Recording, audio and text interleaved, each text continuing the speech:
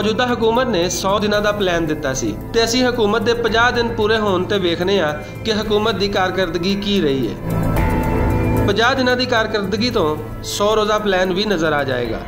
सब तो पहले 50 लाख घरों बारे 50 दिनों में हुकूमत ने होमवर्क मुकम्मल कर लिया है ते 10 अक्तूबर तो पाकिस्तान की तारीख के सब तो वड्डे सरकारी हाउसिंग मनसूबे का बाकायदा आगाज़ किया जाएगा।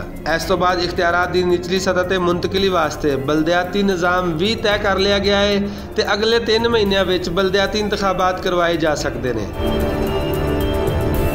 पूरे मुल्क में 10 अरब दरख्त लाने के मनसूबे के नाल ग्रीन ते क्लीन पंजाब मनसूबे का आगाज़ भी कर दिता गया है। पानी ते बिजली के बहरान तो निबड़न लई डैम बनाने का ऐलान भी हो गया है ते कसीर तादाद में फंड भी आ रहे हैं।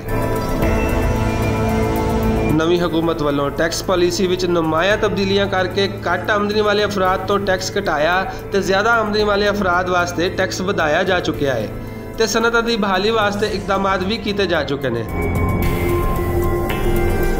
सादगी मुहिम के जरिए सरकारी खजाने के करोड़ों रुपए बचाए गए ने ते अरकान असैम्बली के गैर मुल्की दौरियां ते इलाज ते पाबंदी ला के आवाम नूं मुस्बत पैगाम दिता गया है।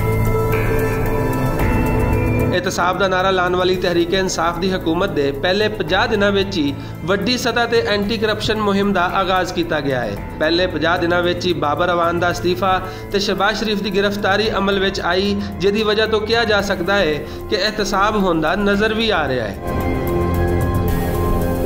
पंजाब में कब्जा माफिया के खिलाफ ऑपरेशन करके अरबों रुपए मालीयत की अराजी वापस ली जा रही है तो यह अमल मुसलसल जारी है। गवर्नर हाउसा तक आवाम की रसाई के नाल इन्हों कमर्शल बुनियादों पर इस्तेमाल करने बारे भी गौर फिक्र किया जा रहा है।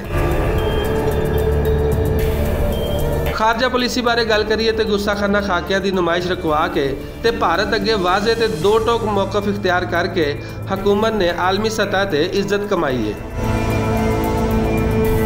ये तो वो अहदाफ सन जिहड़े हुकूमत ने 50 दिनों में हासिल किए हैं। तो जे नाकामियां की गल करिए तो सेहत ते तालीम बारे अजे तक कोई मास्टर प्लान सामने नहीं आ सकिया।